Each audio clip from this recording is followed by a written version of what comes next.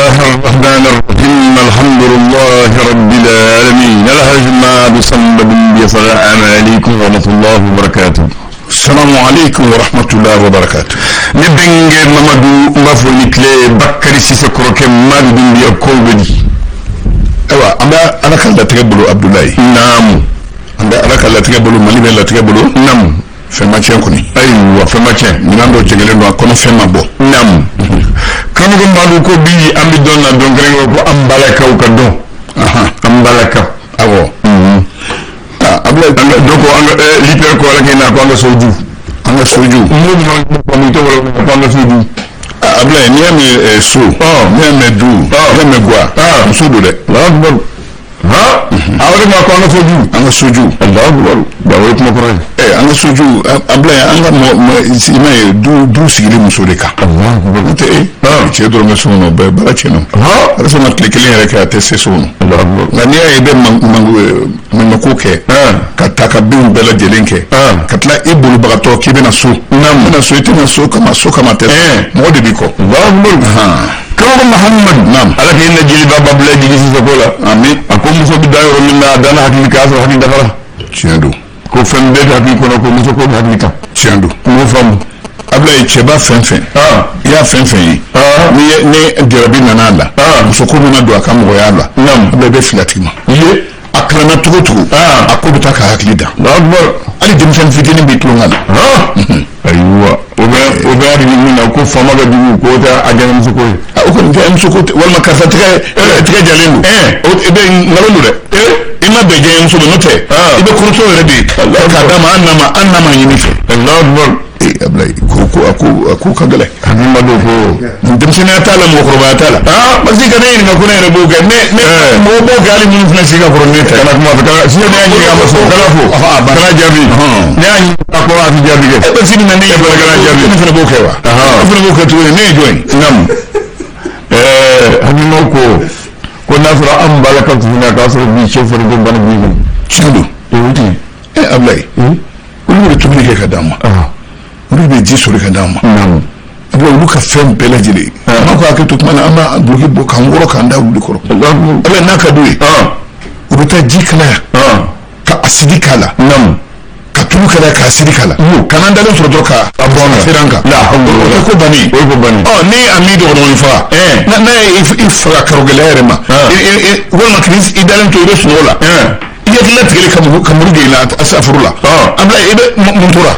Fomato. Atobe ko akuna abeke ko. Uda ke mun ya fe an fe bedi abla. Mo mangi dungan nada. doko ko muso mana ma fe men ko mana ma ni do Odi fri ya isa. kana Kasala ka ne olu jota u kam so maralla da. Mo tabi u kaso. Ututa mo fe bombarali abeke kinema. Abla u jota la da. ne kuma do be mo fam ko mala ko ni ke muso Abla ngo alate do. dole fana ko mala ko ni ke muso La alate do ne. Mugo sebe ni ye musu sebe mine ki mugo bayi me mugo kuntani minati mugo da enjoy sebe te mugo mine nyina ko na la akbar si wo nyina mata bulu imaka nyina mata da na famini banini dromi droguta ate fuda sile tete mingwanzana ode ka tuno kuma ka din so ka teme sebe kuma ka Allahu Akbar abla oda ke mo me tiala fen ti amem sula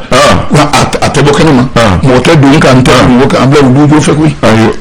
amo shi tane de sun ko Allahu shi tane bu ko kana to tlo ngam gonun ke itlo ali man kanga timin em go do be ali ci ima se ci haka do ma jama do be anga jama chema be jiya re ko na ala ru jama ko no ni ci mani sira shi dola eti du bakan tuni Allahu Akbar ko no bana ni gal kala me mulay mbaje en maksifir aywa ko cemu bisira muso yi ni cemu se muso mara ko dum ne kaza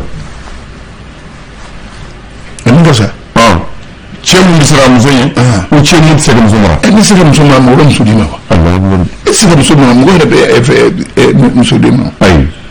da ibi sira muso ni ko tama shi mai Allahu jiyo di me bunya rodo ikisra mo ni muso do kan da sanani Allahu ay ni muso ya dɔ k'i bɛ siran ɲɛ abla bi gasi tu n'a sɔrɔ muso sɛbɛ fana don dɛ ni cɛ bɛ siran ɲɛ siran tɛ bonya de don Allahu akbar afamu abdullah ne ka Abdoulaye an b'a fɔ a'udhu billahi minash shaitanir rajim bismillahir rahmanir rahim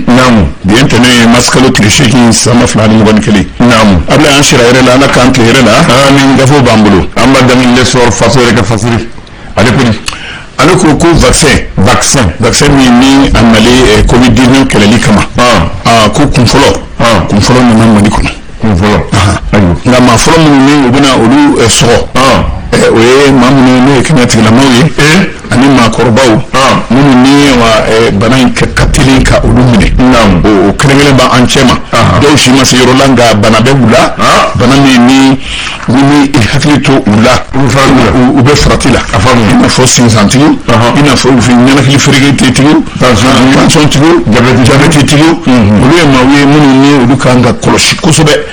a ka teli olu minɛli la k'a kunfɔlɔ min nana a bɛna bila olu de ka bolo kan fɔlɔ min ye camancɛ fanga yɛrɛ ye Union européenne a ko fɛn bɛ bi n'o ko kɔrɔtɔlen ye an ka fanga min b'an kunna n'o ye camancɛ fanga ye a bɛna i bolo don u ye i n'a fɔ an ka laɲini yɛrɛ kɔnɔna la a bɛ kuma koloma yɔrɔ yɛrɛ min bɛ yen tournant min bɛ yen ni o ye ntolanci farikolo ɲɛnajɛ ye n'a sigilen n'a bɛ ka kɛ an ka kɔrɔn fɛ nin waati na a dayɛlɛni ntolanci yɔrɔ min bɛ yen n'o bɛ Kase Keyita tɔgɔ la Gawo abla ya fa falin do ina fo da ko ni a kɛcogo ka a ɲana dɛ wa ba caman kun bɛ kɛnɛ kan o ma baw cɛ ma ali an ka jamana ɲɛma danga ali ko ita o fana o kun ba a kɛnɛ kelen primature premier ministre a yɛrɛ muso minnu bɛ baara la a yɛrɛ fɛ yen a ye foli k'u ye musow ka ɲɛnajɛ ye ni o ye bi ye o kun kɔnɔna ka duwawuba de k'u ye ka tila k'a f'u ɲɛna ko ala kɛ wulasi caman kɛ musow ɲɛna an ka jamana musobaw minnu ni olu ye sɛgɛnbali ye nouvelle horizon ayiwa nouvelle mana k'a la Mohamed Salam Anadif a ye min fɔ France 24 kan ko min ni o jalaki bɛ ka ɲɛsin an ka cɛmancɛ fanga maaw ma o ye k'a fɔ ko bolofara minnu fanga minnu sigira a kɔnɔ ko a ma kɛ bɛɛ lajɛlen weleli ye a ko da la a kɛra fankeleman yɛrɛ ye ko o de jalaki bɛ yen ka ɲɛsin cɛmancɛ fanga ma nin waati na min ye an ka jamana yɛrɛ a fanga n'o ye cɛmancɛ fanga a fereke donni a senna sam ani silima n'o ye lafasakulu ye min ma an ka sariyatigiw tɔgɔ la k'u y'a yɛrɛ k'a fɔ dossier dira minnu ma k'a fɔ de ko maa jalakilen dɔw bɛ yen arasibasi ni ɲɔgɔnnaw fɛ minisiri ni ɲɔgɔnnaw ma ko jalaki min sɔrɔ ni u ye minɛlen don ni sariyatigiw bɛ ka baara kɛ ni maa dɔw bɛ ka sariyatigiw kankɔrɔbɔ dɔw b'a fɔ cu yan dɔw b'a fɔ ca yan a fɔra a bilara dɔw ko procureur ye bilali min kɛ dɔw wɛrɛ y'i kan ka ani bilali cɛ ko donyɔrɔ n'u bɔyɔrɔ bɛ caya sanma ani silima ko a ye sariyatigiw to u k'u ka baara kɛ Imam Mahmoud Diko aw ka jigiya kura kun o donni sen fɛ a ko cɛmancɛ fanga k'u kan ka jamana mara ni bonya ye ka ɲɛsin jamanadenw ma a ko nka a man kan tɛ k'a kɛ i komi aw bɛ jamana kunna nka jamanadenw an mago foyi tɛ aw ka lahalaw la. a kumana ko un président disant Allahu akbar un premier ministre fura Allah un vice président je ne sais quoi ayiwa kuma ye sa ko de lajɛlen bɛ nin kuma in ko a dabɔra i y'a ye mercanto politique n'o ye yɛlɛma politique gunkan abila ye fɛn bɛ ci la yɔrɔ min na mɔgɔ bɛ ɲɛmunu ye de n'i bɛ tiga bu fiyɛ la a bɛ yɛlɛma fiɲɛ fɛ abila ye Mamadu Iwar Jara ko a y'a ka kasa cɛ a n'a ka jama ka cun IRD ka du kɛnɛmana la ko ne nana wa ne a ye ne kunbɛn ne nana fara ne nana fara aw kan a nana na waati la comme si ne bɛ Allahu akbar ni assemblée générale ye min kɛra M5 RP cɛbaw fɛ ni u kɛlen ka o sigilen kɛ ko transition bɛ baara minnu na ko minnu jɛngɛlen don a boloma kan k'olu la tilen teliya la min ye tɔnden ye M5 RP cɛbaw a ko kɔnkɔnmalen bɛ tuguni muruti kama muruti min don fanga bɛ yen nka a baara a baara cogo a man d'an ye wa an sago an tɛ fanga sago kɛ ayiwa n'o ye miniti yɛrɛ funu na désobéissance civile o b'o dɔn n'o de bɛ ɲɔgɔn fɔ le républicain tuma na a ko di Sogɛl Kokala Mayiga M5RP a ka sigili senfɛ min kɛra dɔgɔkun tɛmɛnen Bamakɔ yan a ko a y'a kɔngɔ ne maa si kana salaya a ye aw labɛn ko ka d'a kan min y'an ka wulikajɔ ye n'o ye laada ye yanni Ibrahima Boubacar Keïta ka fanga kɛ firi a ko an bɛna laada latilen dɛ k'a ka kɔngɔ ma ko ka d'a kan an ka wulikajɔ a bɛna daminɛ ko kura Ablaye nin waati in na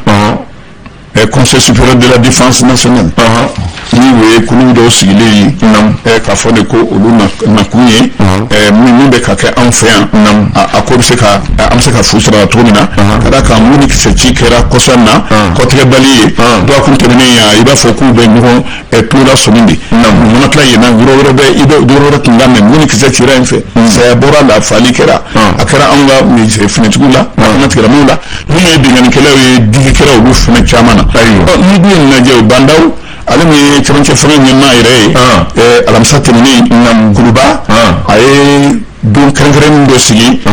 jamana yɛrɛ a lakanali yɛrɛ kosɔn nin mugu ni kisɛ ci minnu kɛra ka ɲɛsin an ka finitigiw ma o daga yɔrɔw la ani lakana tigilamaw fo ka taa se jamanaden ɲɛntan ciw ma ko o bɛ komi o bɛ ka kɛ laada ye kan hɔrɔbɔ o bɛ se ka kunbɛn cogo di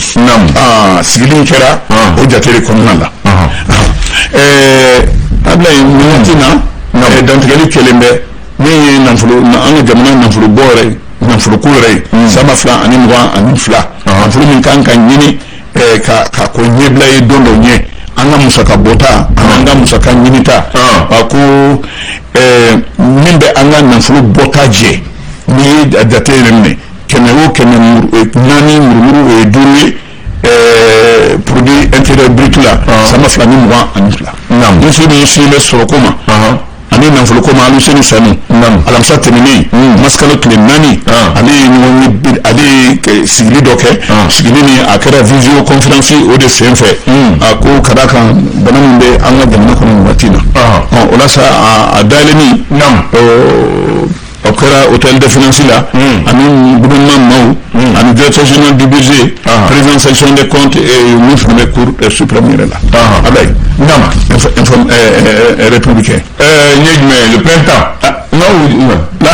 la sentinelle ok jamana min do a farafinna kɔnɔ bi jamana min yɛrɛ nɔgɔli ni ma tiɲɛ la a ka nɔgɔ yɛrɛ bɔra bɛɛ na ko Bamakɔ b'a la faba minnu nɔgɔlen don Bamakɔ b'a la n'i ye farafinna ta anw ye seginna ye wolonwula olu de jɛlen don n'a ye n'o tɛ anw ye seginna ye o dun ka fisa dɔɔni dɛ ayiwa nɔgɔ kɔni a man ɲi nka n'i ye dugukolo kɔ kan jamanaw ta an bɛna taa ani 6nan la o fana ka fisa dɔɔni lahala min bɛ bi ni o bɛ SICG Mali ani BMS olu ka kɛlɛ min n'a taara kube yɛrɛ la ko bi o bɛ se ka fɔ BCEAO kɛlen k'i da de a ka kuma yɔrɔ la k'a kɛlen k'i da de ko o bɛ faamuya cogo di mun ni kisɛ ci min ma kɔ tigɛ cogo si la Banankara i ta sɔrɔ la Mopti Yɛrɛmakɔnɔ Sikaso i ta sɔrɔ la Segu o i ta sɔrɔ la ko nka sigili min kɛra Ablaye tiga wɔrɔ ɲɔgɔn kɔ o fara ka ca sigili mana kɛ fɛn fɛn ni a ko ma jɛ o bɛ fɔ min kan ka kɛ donna nataw la a ɲɔgɔn wɛrɛ kana kɛ tuguni Ablaye o fana o bɛ dantigɛ o de ye kuma yɛrɛ koloma yɔrɔ yɛrɛ ye n'a y'o bila kɛrɛfɛ n ye jumɛn l'indépendant bota indépendant kuma na cour d'assises Jibiri Jara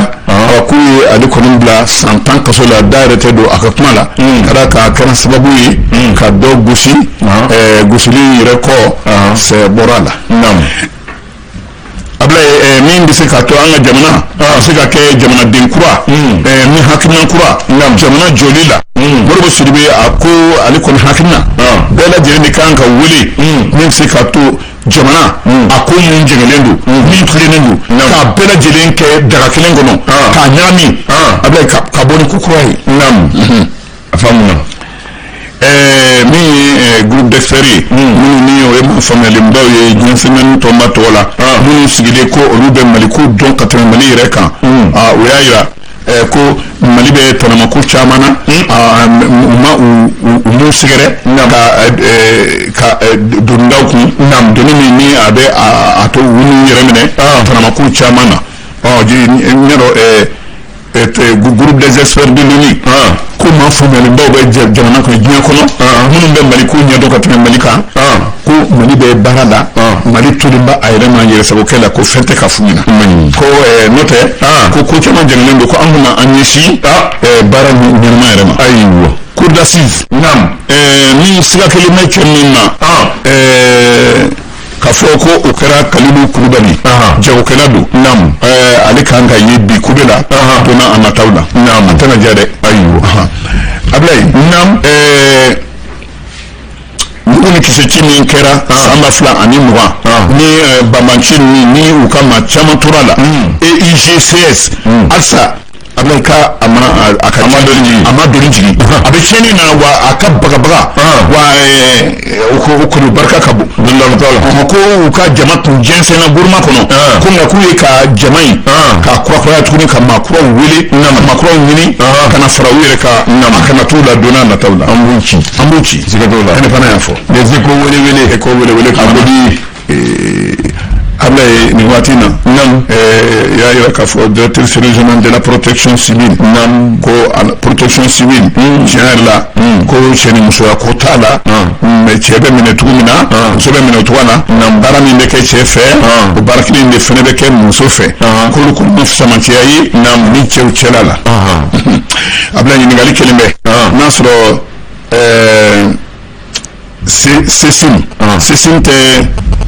ko commission ka chambre de commerce de l'industrie du Mali ko ɲininkali kelen bɛ a présidence bɛna kɛ ala tɛmɛ